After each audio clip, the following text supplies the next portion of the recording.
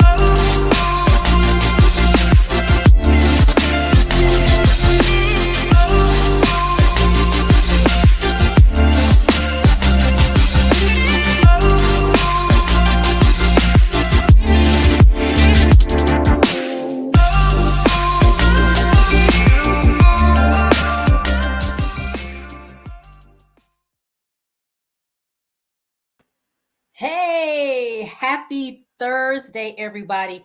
You know what? I was just talking to somebody and I was like, adulting has become to this point in my life where things like, oh, it's Friday Junior is like the highlight of my entire week. I don't even understand why that is, but that's where we are right now. And I'm happy because it is Friday Junior and I'm here talking with you guys. So, hey. Welcome to this month's episode of Nicole D. Vick Live. I am Nicole D. Vick. That's me. It is springtime, y'all. The flowers are blooming. The sun is shining. We had a heat wave for a little bit last week. We have a Black woman on the Supreme Court. There is lots to be excited about in this season that we're in right now. We just celebrated Public Health Week. The first week of April, I got my public health shirt on. This is what a public health professional looks like. This is Black Maternal Health Week. We're in the middle of STD Awareness Week. World Immunization Week is coming up. This is also National Minority Health Month. And I think this is Earth Day is coming up soon. Is it tomorrow or next week or something like that? So there's a lot of health related stuff happening right now. And I felt like this would be a good time to talk about COVID. And, we haven't talked about it in a while. So let's talk about it and what's going on happen next. Like, all right, we in this pandemic. And I know a lot of us are weary. You probably saw the video I posted a little bit earlier. If you're tired of COVID and you know it, clap your hands. I know all of y'all out there right now are clapping your hands. It's a lot that's been going on. A lot of us have been working through the pandemic, doing pandemic work, being essential workers. It's a lot. And I think we're getting really, really tired. I just also want to give a shout out to, again, everybody that's been working in the pandemic and weathering that storm. Also, the people that we have lost. We have to hold space for the many people that we have lost during this time. It's been such a struggle, but I want to talk about what's next for us. Like, is COVID here forever? Like, for real, forever, ever? Like, is it? Or is it going to go away at some point? I just want to get some insight on that because I don't really know. So, let's bring on my co-host, and you'll be surprised who my co-host is. It's not who you think it is, but let's bring Sister Girl on so we can have this conversation right now. Hey.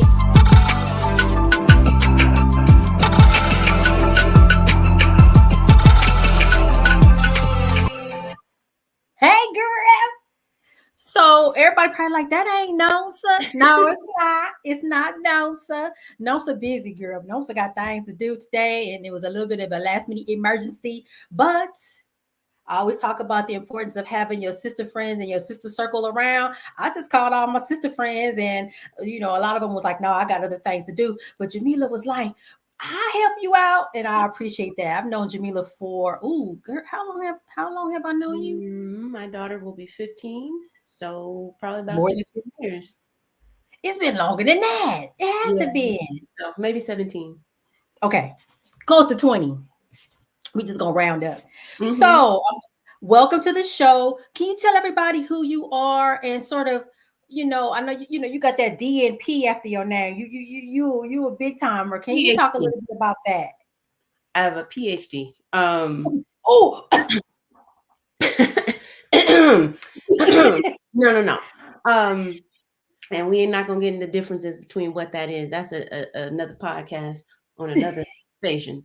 But so I am a nurse by trade. Like that's my background. I have a doctorate in nursing. I have a lot of background in pediatrics, in public health, a lot of community nursing. Um, and so right now I'm in the schools and seeing how that's going because that's been an interesting situation as well. We look at the public, but it's harder to control things in the schools, especially with little kids who have to wear masks. And the new law came out, and or the I should say policy where the kids don't necessarily have to wear masks inside. So it's been really interesting. In my organization, you can actually make the rules a little bit more strict. You just have to abide by what is out there, but you can make it a little more strict. So some people are still wearing masks. And I think that that's what people need to do to feel comfortable right now. and we gonna definitely get into that because you're right. I think schools are like a whole nother like thing because yes, the kids are here, but the kids go home and the kids are with other people and they're doing other things. And so they come back and it gets stuff spreads around really quickly in school. So I actually want to take a moment and talk about that. But first, before we dig deep, let's just talk about a few current events and then we'll dig into it. So what you think about the the Will Smith, Chris Rock situation as my earring falls off of my ear. Go ahead. I feel like that is such a divisive thing that happened, but I'm gonna tell you like this.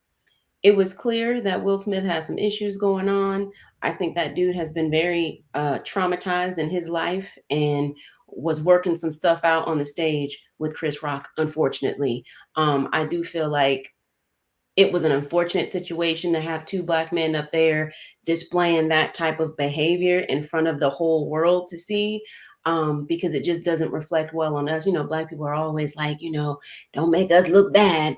But I also completely understand that, he was triggered and some people they don't behave like themselves when they're triggered. It's just unfortunate that he was at a place that he could not see that he was triggered, because I feel like somebody with as much money as he has, he's written a book, he's talked about his trauma in the book. He didn't realize in that moment all the time that it took him to walk up them stairs. He couldn't stop himself from physically assaulting him, and then went back down the stairs and still cussing. So it was just kind of like, man, how much work have you been doing in that area? Because it seems like maybe it wasn't maybe he's realizing that he needs to do more work there. Absolutely. And I agree with you. And I think it was just one of those things where a lapse in judgment. We've never seen him act like that before. I mean, and I'm saying that like I, stay with Will Smith, that's my cousin down the street. But like, just even in the way we see him in media, we've never seen him act like that before. I think it was a lapse in judgment and something ain't right. And I hope he gets himself together. What you thinking about our new Supreme Court Justice, the Black lady, Justice Brown? I'm gonna say this because my name is Jameelah and people have been mispronouncing it for most of my life. I am so happy to see somebody like Ketanji, okay, in office, because that feels so powerful. You have so many people looking at you, they can't pronounce your name, and so for me, it feels so beautiful to have somebody like that. She got her locks and everything. Like I feel like it's a beautiful thing. Got her sister locks in. It remind me of like our supervisor, county supervisor, Holly Mitchell. She got her sister locks in. It's like, wow. So yeah, I feel you. I feel you. And then the last thing I want to ask you, did you get a chance to watch that episode last week, me and Andrea? And Pastor Kim Irvin talking about, hey, adult parents, this is why your kids don't call you. Did you get a chance to see that? I saw a bit of it, and I mean, would you? Yeah, yeah.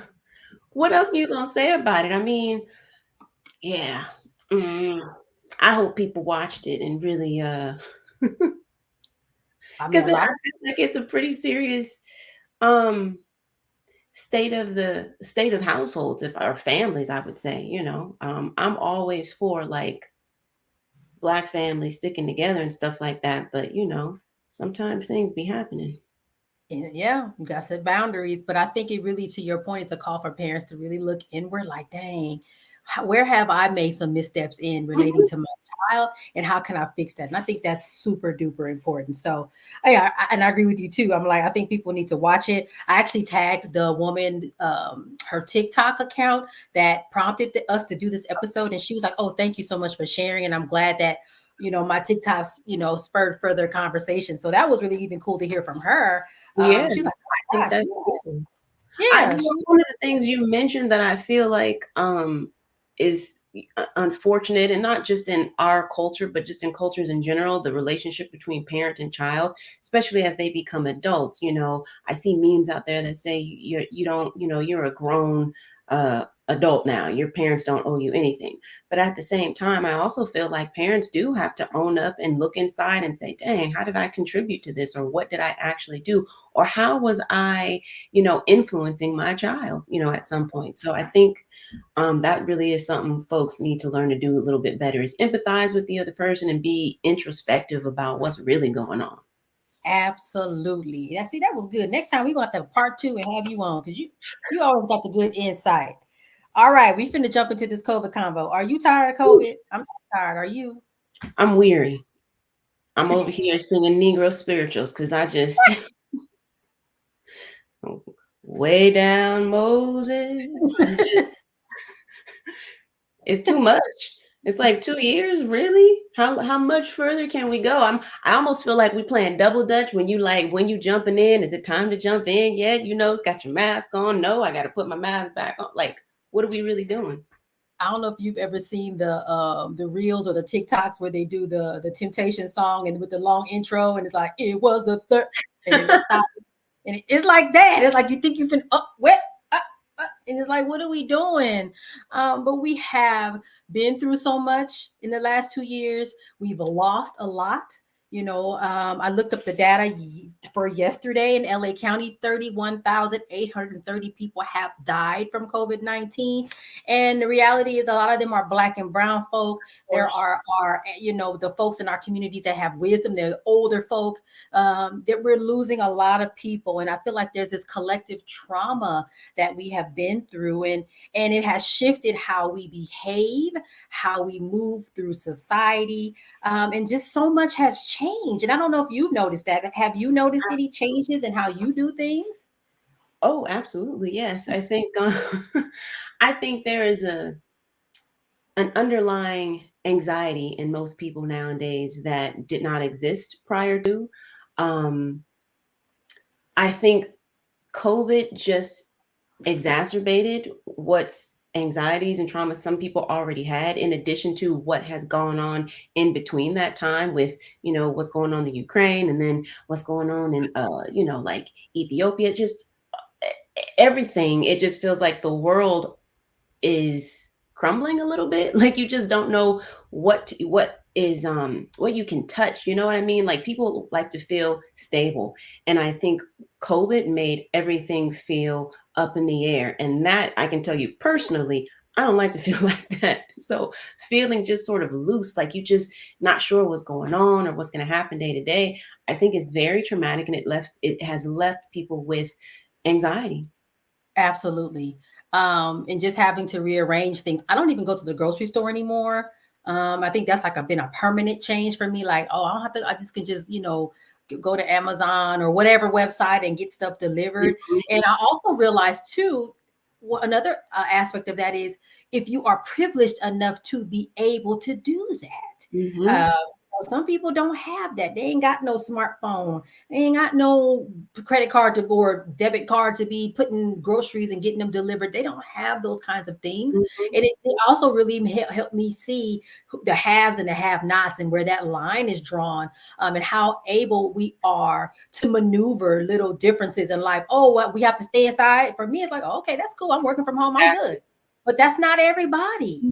People still have to drive the bus, to pick up passengers. People still have to work at the grocery store. Like, Mhm. so it may be very aware of who has and who doesn't, and Mhm. who bears the burden of the kinds of situations that COVID created. Yeah, and what that means, because what you brought up, when I was working in public health nursing, I remember many families living in one bedroom, apartments, and these are like two or three families. So you're saying we're on lockdown, stay home, but what you're actually doing is putting those people more at risk because they're at home, but they're all crunched into this little space and they have nowhere to go. And somebody in that, apartment has to go to work.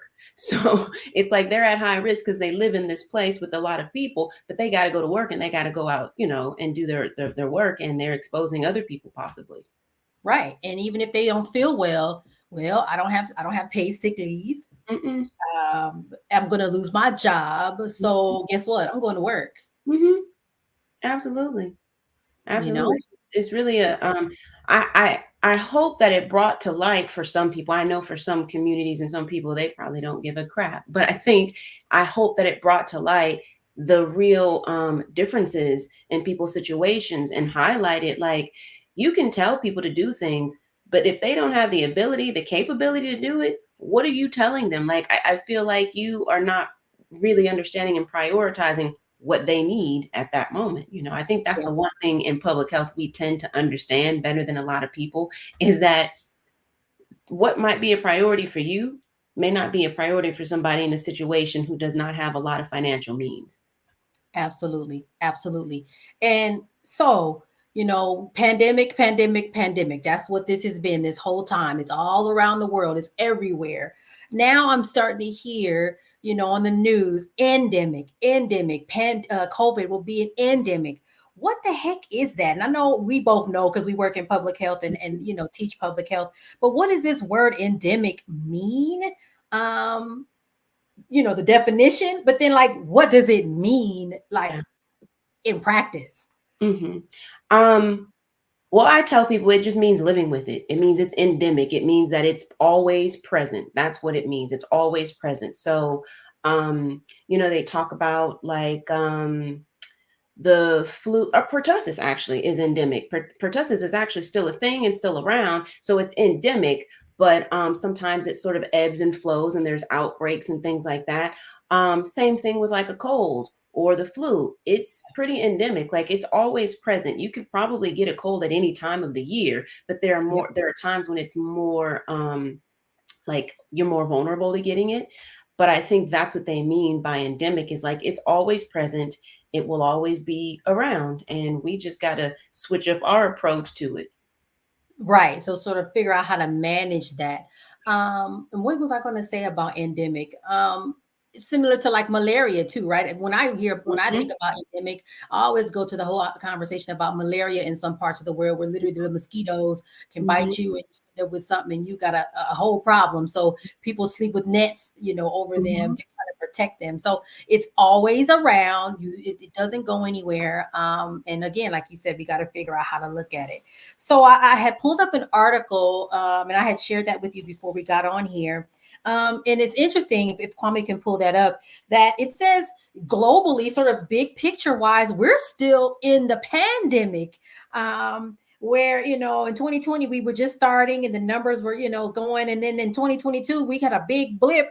We're not even out of pandemic mode. So Mhm. it almost seems premature to talk about endemic, but I think Absolutely. like in public health, we always thinking ahead anyway. I think we should be, this conversation is really relevant, but it is almost premature because we still aren't out of the pandemic yet. And that's been a crazy thing.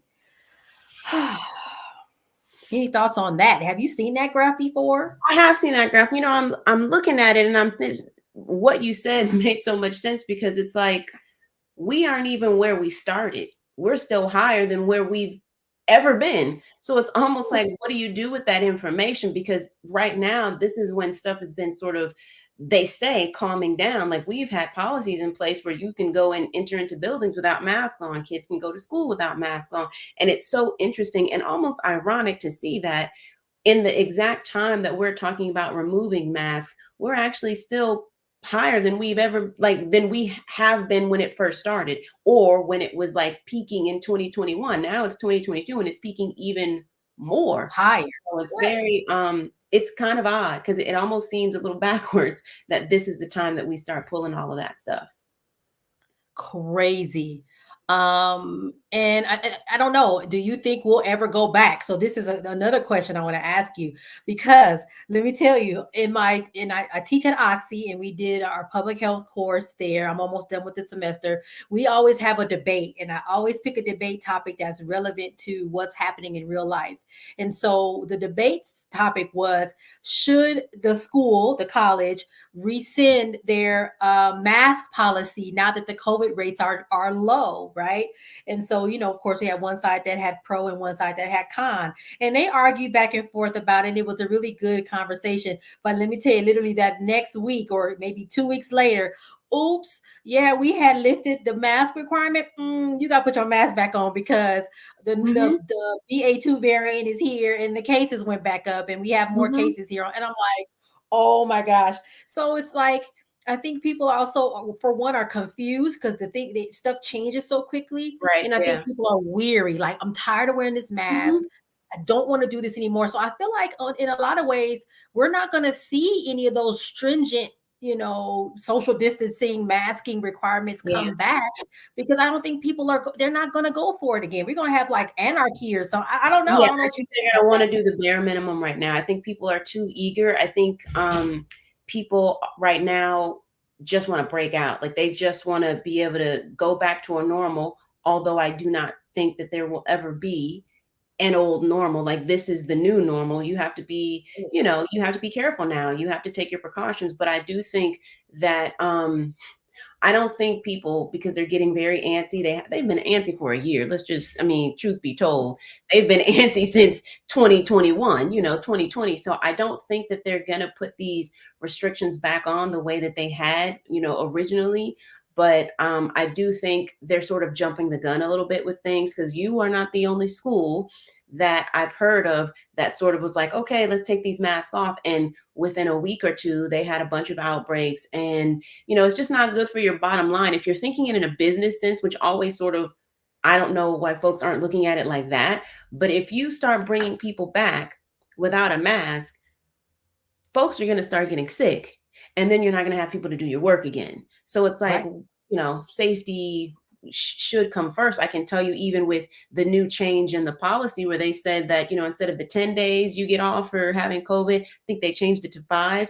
That caused all kinds of craziness, because who's to say that in 5 days you're not contagious, or in 5 days that you're better, or that you don't have the original COVID strain, which actually put you out for a long time. So it was, like I said, people just are being pressured to let's just let them go out there. And it's actually doing a little bit more harm. Absolutely. I agree. We're going to go to a commercial break, and then we're going to talk about this endemic again, because I want to make sure that people understand endemic doesn't mean it's benign. So we'll talk about that when we come back from break. Okay.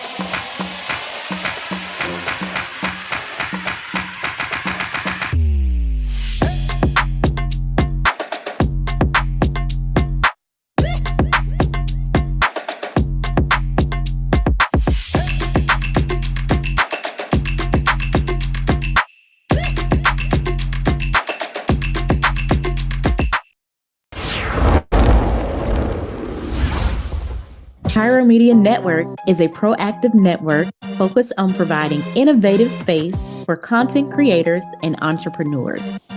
PMN is dedicated to giving its viewers a diverse entertainment experience while helping content creators elevate their production, engagement, and overall branding.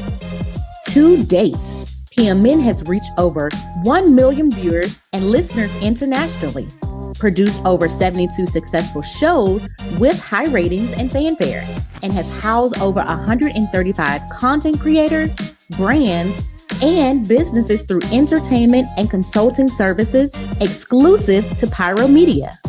Pyro Media Network is a space that makes you feel at home. So if you or someone you know wants to make an impact, then contact PMN by visiting www.pyromedianetwork.com, and we will take your production to the next level.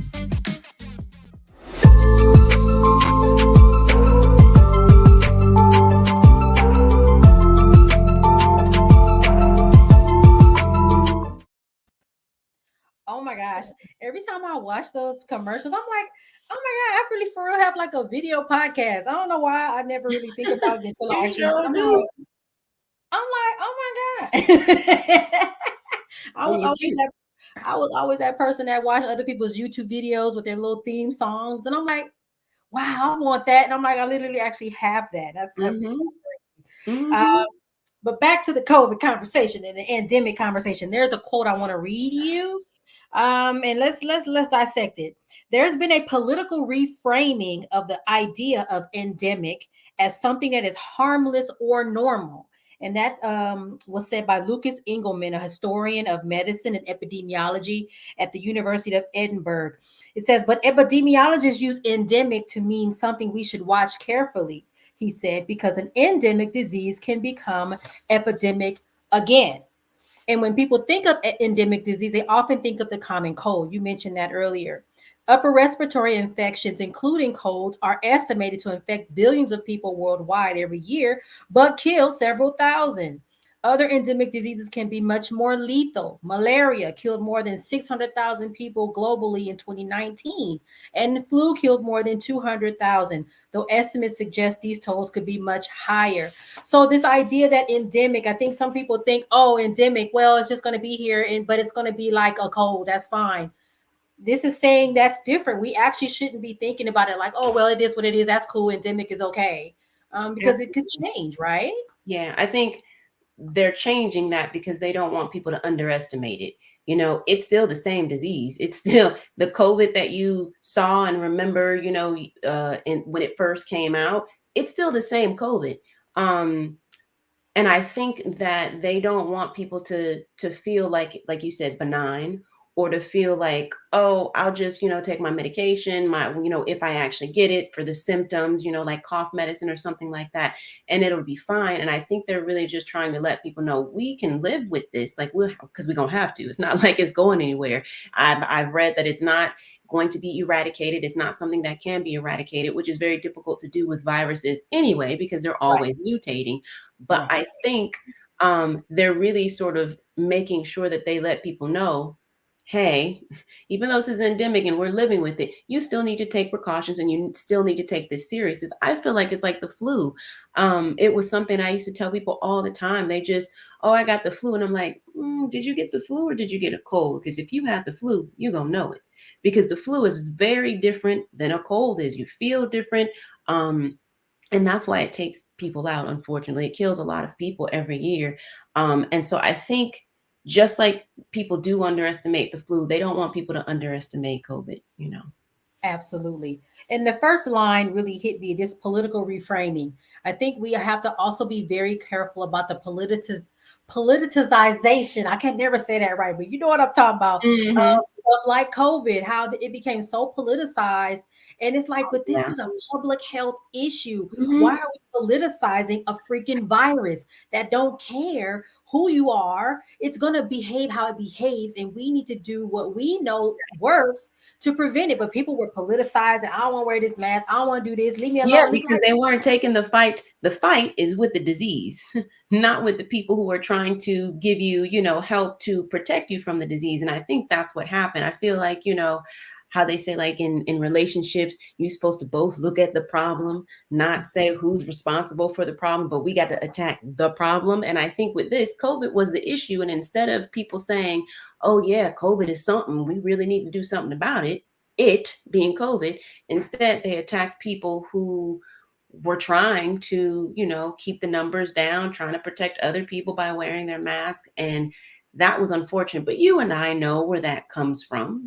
That's that's an old public health, I feel, issue where people feel like they should have independence over themselves and make their own decisions and stuff like that, and not really understanding or being empathetic to the idea that your decision over yourself affects other people. If I drive a car and I don't, wear my seatbelt, that's my decision. But if I get ejected out of the car because I didn't wear a seatbelt, I can cause injury to other people. Where do we lose sight of that? I don't know. I'm like, do we blame the school system? Where did we lose that? And it's really disheartening to realize it. Because I was like, I said, people can't be that like so focused on self, but they showed us that, like, no, I don't care what nobody else is going through. This is what I want to do. And it was just really disappointing. I will never forget the death threats to public health officials. Oh yeah. County, remember, she had to quit. She didn't have to, but she was like, oh no, honey, my kid, I got kids, family. No. Even here in LA County, all over the country, like, we're trying to help you. And okay, if you don't want that help, that's something else. But like, why are you literally other people to the point where you want to harm people that are literally just trying to keep everybody safe? It was really an interesting 2 years. I'm like, I hope somebody don't go write a book about it. We need to full account of this whole thing.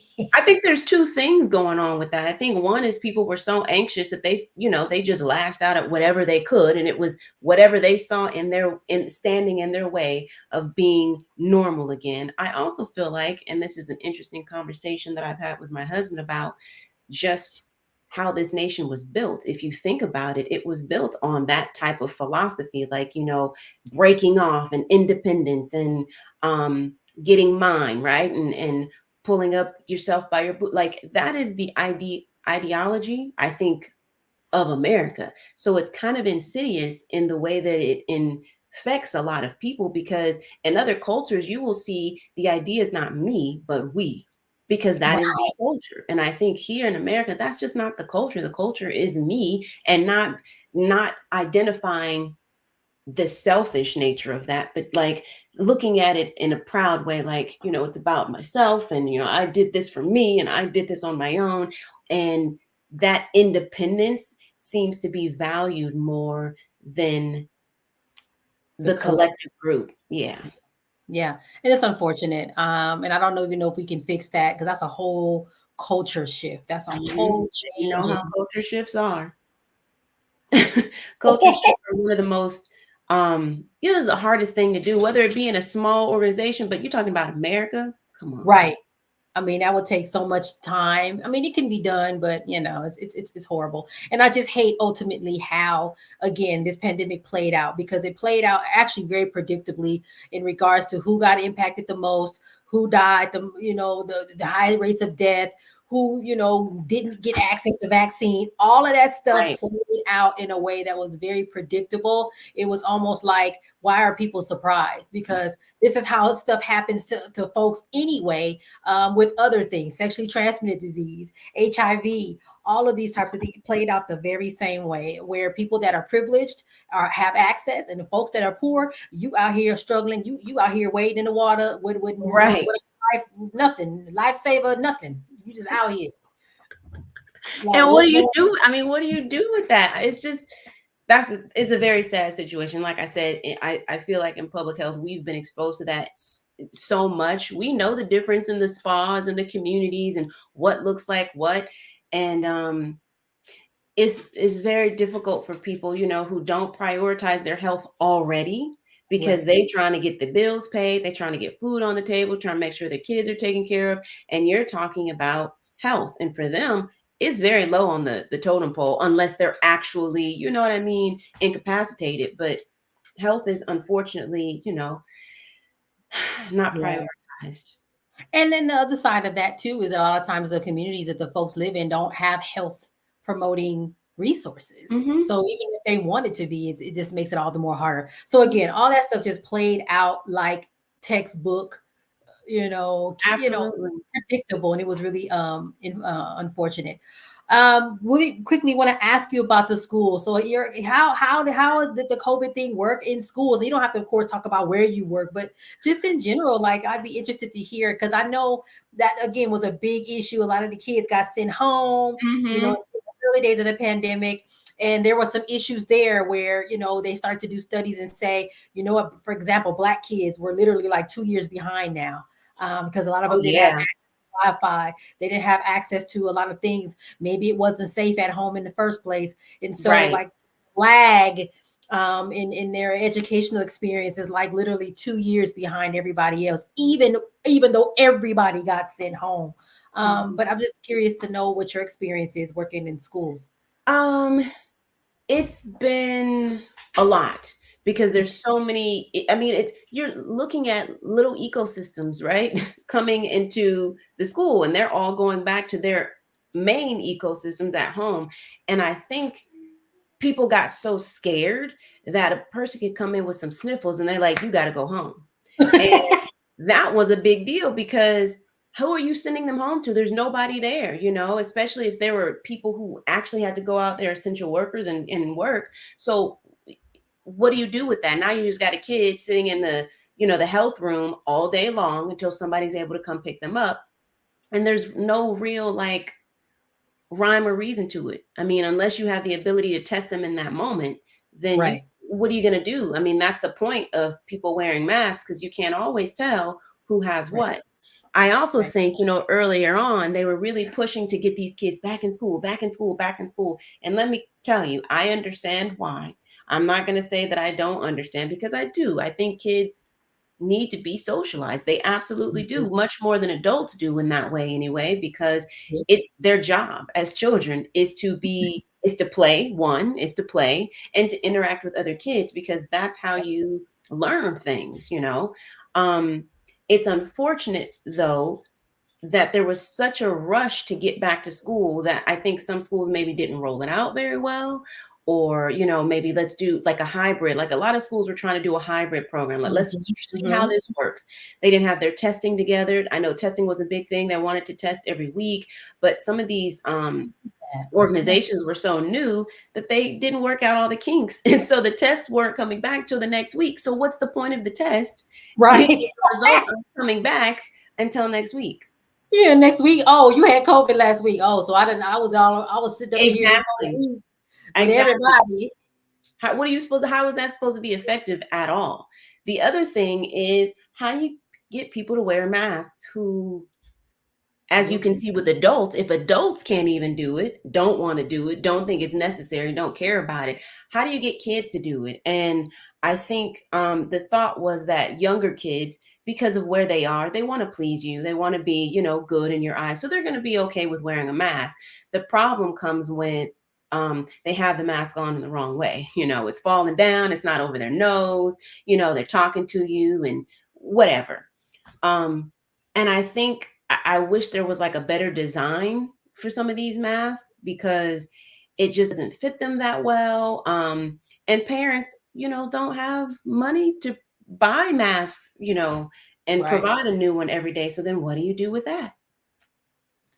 So much to think about. I mean, and then I think from what even my experience, again, not sharing exactly where I work or what I do, there was also sometimes confusion between school districts, maybe what the school district was saying versus what, the health department or what was on the news or in the newspaper. And so there was a lot of confusion about, okay, well, can my kid go back today or not, or what?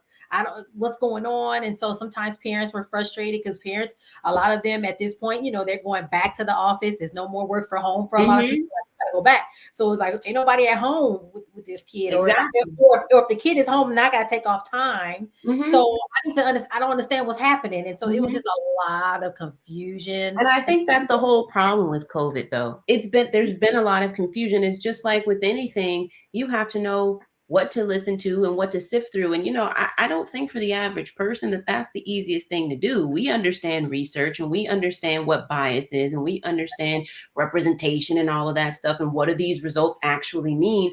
But I think most people maybe do not know. They just hear this thing or see this blog or see this, I'll say article, because it may not even be a research study. It may just be an article. And what do Right. you do? Like, what do you believe? How do you know what to believe? And we have guidelines in the country, then guidelines for the state, and then guidelines for each Yep. county, and so it's kind of like, yeah, the schools that are in Orange County probably look very different than the schools in LA County, because the county of Orange look very different than LA County. They weren't wearing masks for a long time, Right. Yep.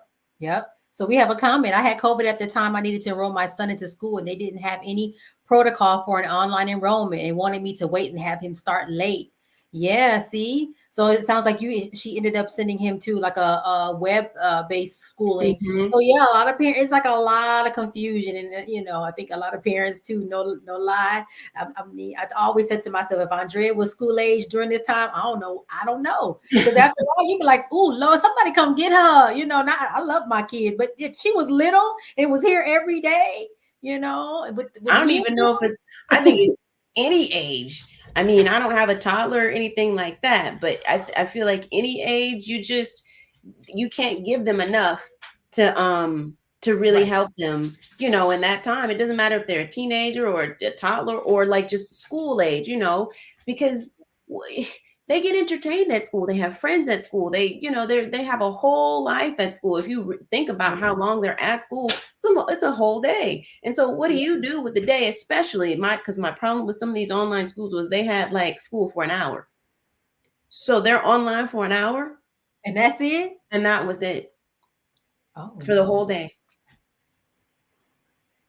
That a freaking 7-year-old can't be trusted, and I won't say trusted, but how do they sit and just be able to manage themselves on the computer and know what to do and where to go?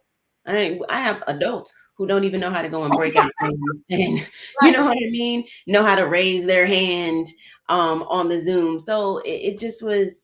It's unfortunate. I mean, we got thrust into that situation, but I think what the change that I hope I do see is that they will have protocols for things like this in the future. That's what I was going to say. I'm hoping that by this, this was probably the worst case scenario that we could have ever imagined. And so hopefully now that we've gone through it, we can figure this out and do it differently next time. Hopefully the next time won't come for another like 50 years. Cause I can't do this. No, I can't do this again. No. I And, cannot. and the problem is, it's going to happen again. I Of mean, course. it, we can't, I mean, and it may not be a pandemic where it's, a global thing, but it could be another epidemic that we have just here, in the US.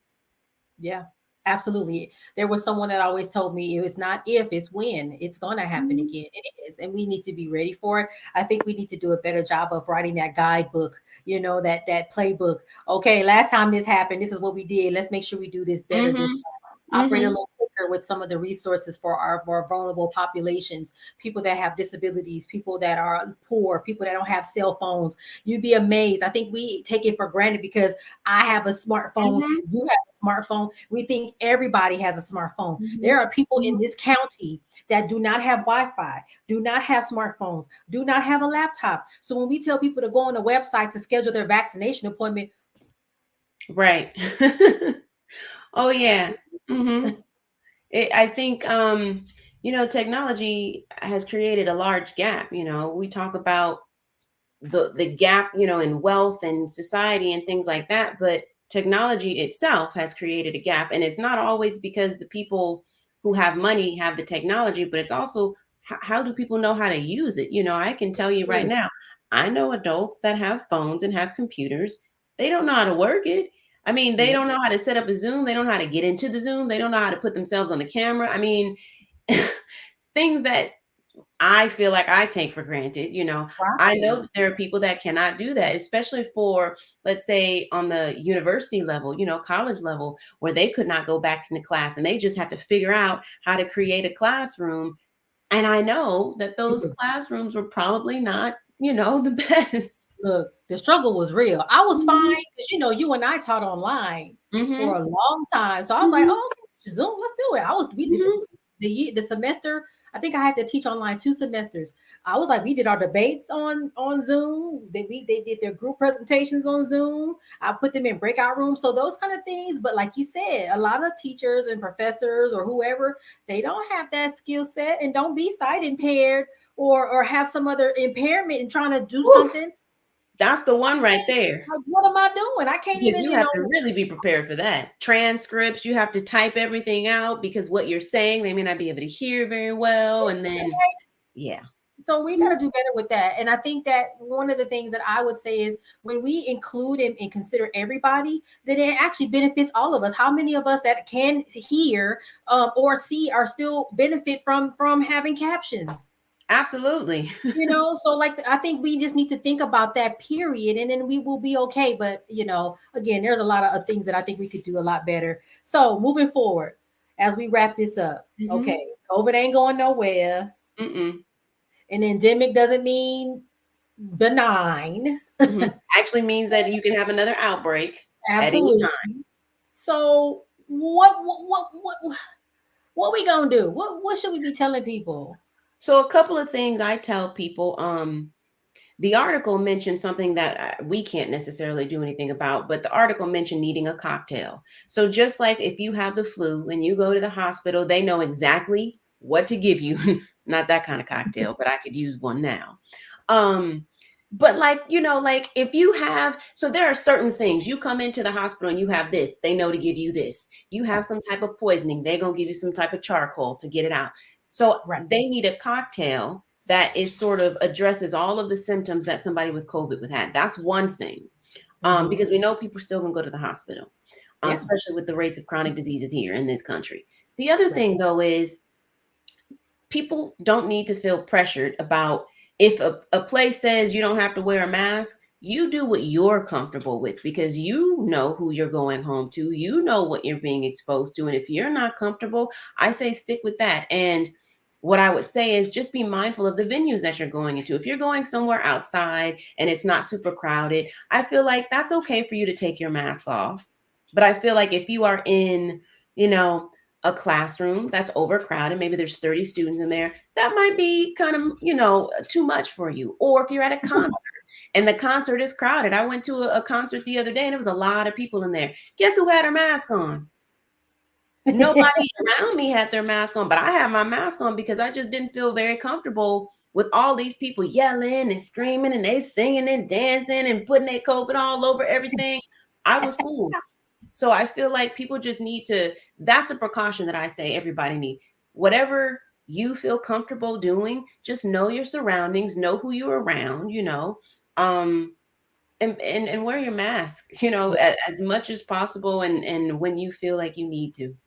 Yeah, I agree with you. I've been wearing my mask. And I think here in LA County, they really gave businesses the decide, businesses can decide if they want to continue to, require mask or not. And so as far as I have seen, I haven't seen any business that I've walked into where they have removed that requirement. I still see you still got to put a mask on. So I just wear it. I'm like, I don't care because I don't know what's going on. And like you said, depending on where you are, if we're going for a walk in the park and we're outside, no. But if we're inside, and then again, a lot of the places I go require it anyway. Like when I go, I have to wear the mask inside. So I think we just need to be respectful of people's decisions too. If people want to get vaccinated, that's fine. But let them wear their mask, do what they got to do. That's okay. But just got to be as safe as possible, and just remember that this is not going to go away.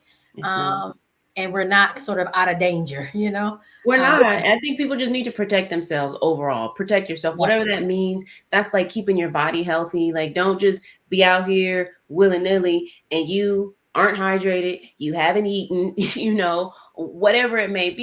You still need to, protect your body in general. Yeah. Yep. Just because COVID, COVID is kind of like, okay, we feel like we getting into a different place.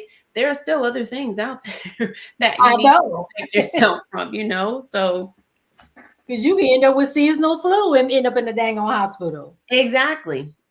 So what do you, I don't know. I just hope people really take the time to protect themselves and not really be worried about the pressure. I've actually gone in stores where they've said, no, don't wear a mask. I said, excuse me, don't. You're telling me not, like, yes, we encourage you, do not wear a mask.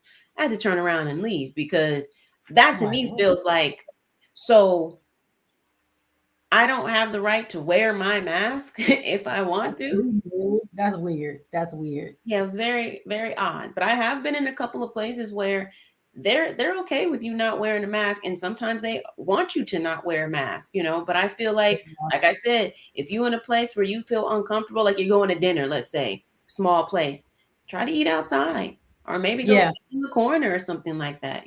Just be careful.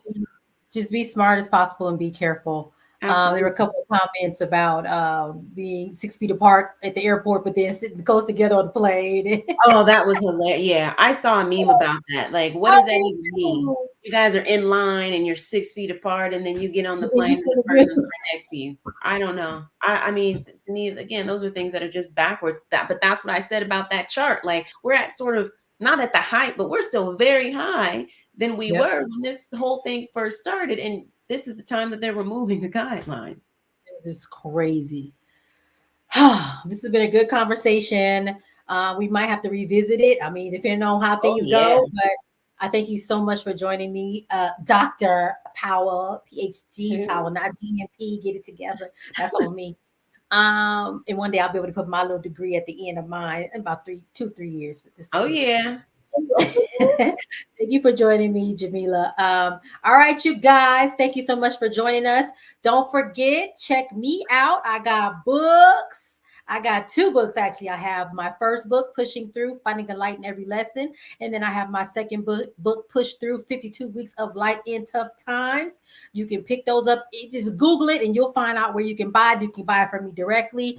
Also, visit my website, www.NicoleDVick.com. I got all kind of good stuff on there, including my speaking engagements, videos I've been doing all kind of stuff. Y'all can see all about me there. And don't forget to follow me on Instagram, my social media, all that good stuff. You can check me out every second Thursday here, Nicole Live, or the first, third, and fourth Thursday with me and sister girl Andrea on Pushing Through. We be having a lot of fun. So thank you, everybody. I got to get off now because guess what? I got class tonight. I got to go to school and learn something. And don't laugh at everybody and read my reading for this week. But that's a whole nother conversation. All right, y'all. Thank you so much, Jameelah, again. You're and welcome. Thank you all for watching. Anytime. Bye.